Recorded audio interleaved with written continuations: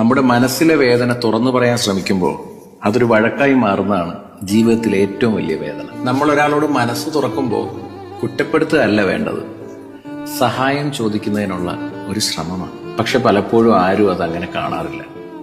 നമ്മൾ പറയുന്നത് കേൾക്കുന്നതിന് പകരം അവരതൊരു ആരോപണമായി കേൾക്കും. അപ്പോൾ നമ്മൾ പറഞ്ഞ വേദന അവർക്ക് മുന്നിലൊരു വഴക്കായിട്ട് മാറും അല്ലേ? അവിടെ നിന്നാണ് എല്ലാം തുടങ്ങുന്നത്. മനസ്സ് തുറന്നയാൾ പ്രതിയായിട്ട് മാറി വേദന പറഞ്ഞയാൾ തെറ്റുകാരനായിട്ട് തോന്നും.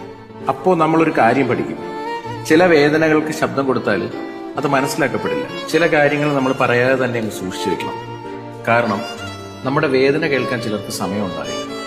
പക്ഷെ നമ്മളെ കുറ്റപ്പെടുത്താനും തെറ്റുകാരനായി ചുമത്താനും അവർക്ക് ഒരുപാട് സമയമുണ്ടാവും. അതുകൊണ്ടാണ് ഒരു ഘട്ടത്തിന് ശേഷം പലരും മിണ്ടാതിരിക്കുന്നത്. അവർക്ക് വേദന ഇല്ലാഞ്ഞിട്ടൊന്നുമല്ല, പക്ഷെ ഒരു വേദന പറഞ്ഞാൽ പിന്നീട് വീണ്ടും ഒരു വേദനയാകുമെന്ന് അറിയാവുന്നതുകൊണ്ട്. ഒരാളുടെ മൗനം പലപ്പോഴും ശാന്തിയൊന്നുമല്ല,